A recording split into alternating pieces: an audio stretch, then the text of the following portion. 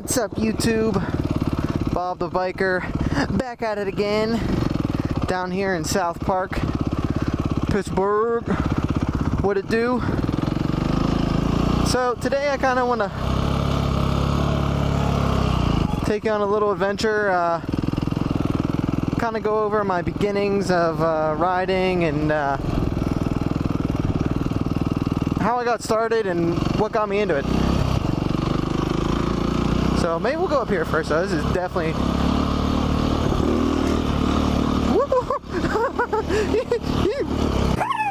so what got me into riding? Probably in like 2007 or so. Me and my dad decided that I always kind of wanted something motorized, and I always asked him if he would get me like a motor scooter, you know, or a dirt bike or something, just anything. I always had this itch. It's Need for Speed. By the way, we're in South Park right now, and South Park is awesome for mountain biking and just trail riding and riding. I mean, if you want to get some good like twisties and everything, I got these knobbies on here. You can see the front end just chatters like a mofo. But if you want to get like some good riding in, come down here to South Park. The cops are a little, you know, iffy.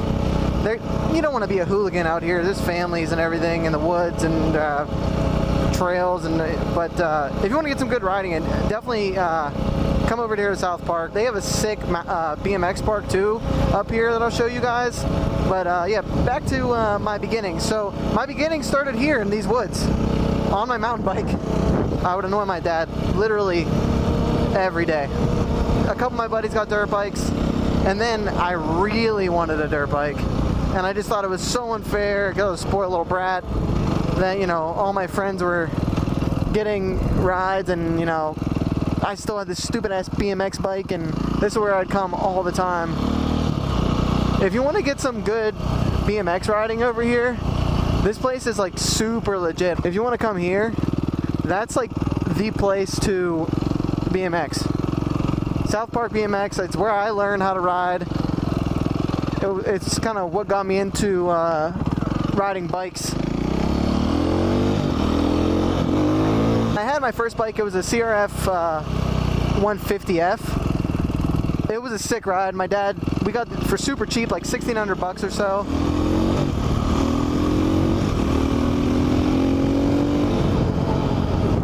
And he put a brand new suspension on it for me. He put new bars, new grips. I kind of lost the bug for a little bit, and I don't know if I had a girlfriend at the time, and you know that kind of messes everything up. But we had sold the bikes, so then I got a car.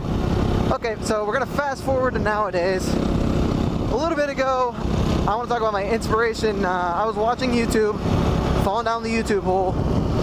And that's when I first ran across JakeTheGardenSnake. I'll throw his stuff like in the bio here, or whatever, in the comments, whatever. You can check his channel out. He's hilarious. He's a funny guy. He's a dad. He's just a funny ass dude, and it really all started with that. Just watching Jake just be a hooligan all the time, just popping wheelies and just. It was awesome. I loved watching it, and then I had this itch, like, man, I need to get a bike. You know, I need to start riding again, and I didn't have anything. And at this time, you know, now I'm older, graduated school, I had the opportunity to buy a bike, so I bought a little XR250R, kind of like a beginner bike again, because I have my XR100. So I got an XR250R, and I have a little spot down over by my house that I could pop right over the hill. So I built this little trail, and eventually I'll take you guys down to the trail that I've made. It's a little overgrown right now because I haven't been down there since I've got this new big bike, the 450. But the 250, for my weight class and everything else, the 250 just didn't have enough power at all. It's a great woods bike though. It's like a little tractor and a little tank. So I really enjoyed that. But, you know, other than it being a little tank and a little tractor, it just didn't have the oomph that I was looking for, you know, at 24 years old. I wanted a little bit of power to pop that front wheel. Don't get me wrong, if you can dial in wheelies. I had them dialed in on dirt. I mean, I also got a street legal in Vermont, but you can seriously dial your wheelies in on the 250 and it has just enough power to get anybody around.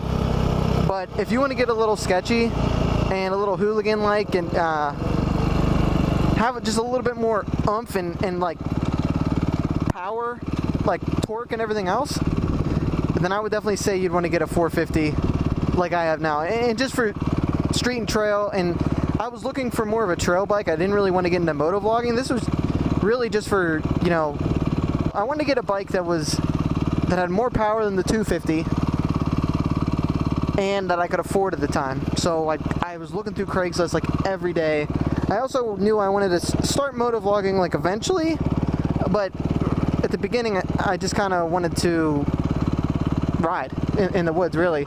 Just get out after work, after sitting in a little cube all day, and go down and have a fun time, just ride around, get all my excess energy out. Is this light ever going to turn? So, you know, every couple days I would scour the interwebs, hoping to see, you know, a pretty good deal. Trike guy said no thanks. Don't think about it too much. No hand wave. Okay. Trying to find a good deal, something that I could afford. You know, I had a little bit of money saved up, a couple $1,000. So I was thinking, hell, if I see any KTM in the $3,000 price range, I'll pick it up. So there's a guy who's selling this bike. He's a really sweet guy. His name's Dane. I don't know his Instagram or whatever. He's just always a really cool dude. I messaged him. I was like, hey man, I've seen you post this listing a couple times for this awesome bike. Nobody's really came after and you've been dropping your price. I'll give you this set amount. You know, like kind of take it or leave it. I don't know if I can give you what you're really looking for, just because what he wanted was, you know, out of my price range, to be honest with him. And he knew that, and he said, yeah, come see the bike. So, okay, went, saw the bike. Me and this dude from Craigslist, kind of sketchy, but he was always a really nice guy via text and on the phone and everything. And I always recommend, I'd say bring somebody. And I know I'm kind of rambling, but I just want to give you my entire, like, background of how I got my bike, how I got started, where did it start? It started in the woods over in South Park. So you can, you know, if you want to, you can do it too. Anybody can do it. It just takes, you know, time and money and all that other good stuff. So I was talking to Dane and we finally got to an acceptable price. I gave him money. I hate gypping anybody, so I mean the money I gave him was literally all I could afford to get a bike. And I think he kind of knew that. And this is like my dream ride. I'm literally riding my dream ride. I'm doing something that I'm enjoying doing. Motovlogging to me is just like a little extra. Like I could ride without it, but you know, I want to take people so they can kind of enjoy me dicking around, driving around, having some fun in fucking rush hour. This sucks.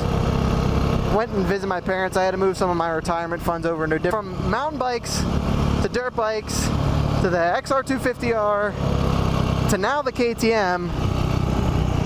There's been a definite progression, and I hope my videos get a little bit better, like all the time. So whoever's watching them can kind of learn like how I started a motovlog, and then what I want you guys to do is to start motovlogging yourself. Get a bike, get a cheap GoPro. You can get them for like $100 nowadays. All you need is 1080p at 60 frames per second. Get out on the road, get your permit. I'm gonna put another video up eventually about, you know, like how to get your permit. It'll be for, you know, PA, but nonetheless, I'm sure if you know, study a little bit, you can get one in your state too. Cool thing about PA, just quick little tidbit, when I went to get my motorcycles, so I don't even have my license yet, I just have my permit. Oh, I know what you're saying. Oh, what a squid, he's a squid, and I'm wearing squid gear. Okay, whatever. But I wanted to get my motorcycle license, so the first thing you gotta do is get your permit. I was thinking, how hard could it be? I remember when I took my driver's license test, and I did it through third party, so I didn't really go down to we have a thing called the DMV. I don't know if I'm guessing most states have that, but you know, I remember how much of a bitch that was for the other kids who had to go down to the DMV. They were taking these tests like, you know, 3 or 4 or 5 times and just never passing this shit. So, went down to the DMV, and I was thinking, you know, how can there has to be an easier way. This is 2016. There has to be an easy way to get your motorcycle's permit. I know for the permit, you just kind of take a little computer exam, at least in PA, that's what you do. So, I was looking online, went to like the dmv.pa. whatever the hell it is, and I noticed they had an app. So I'm like, oh great, you know. So in my spare time for a couple weeks before I got my permit, I'd run through the app every now and again. God, this traffic blows. Just go through the app. It'd take me like, you know, like 3 minutes, and you'd fly through like 18, 20 problems. And they were, I was thinking these would be kind of similar, but not 100%, like just kind of guesstimation. Maybe like 6 of those were actual test questions. So when you go in to take your permit test, I would be ready, and I wouldn't be as scared, and I wouldn't look like an idiot telling my girlfriend, hey, I went to take my permit for my motorcycle because you didn't want me riding on the road anyways, and I failed it. So I would go through, I would, you know, look at the app and go through the app for a couple days. Then I went in finally to take my permit. You got to sit at the DMV, you got to take a little ticket. I'm getting pretty nervous. I'm still going over the app on my phone.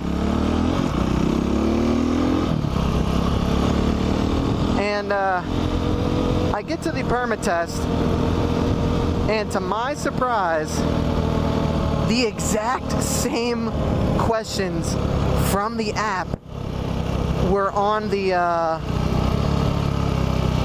permit test. I couldn't believe it at all. Literally the same questions that were on the permit. Wow, that's a dip. Were on the exam. So I flew through the thing. I got 100% on the permit exam. 100%. And you can see, you know, I don't know if I'm the best rider. I got 100% on the permit exam. And just with that, now I'm on the road. Kind of scary. I mean, you got to get the bike, and you got to get, if you're in PA, you got to get insurance for the bike, and you have to get, oh, that was a misshift. Yeah, you have to have one mirror in the state of Pennsylvania. You have to have a rear tail light, a headlight. You have to have a closed-off gas system. You have to have a speedometer, which I do. So you had to have these other elements. And you had to get, you know, a license plate. But just getting a permit, now I'm road legal. It's been a while since I could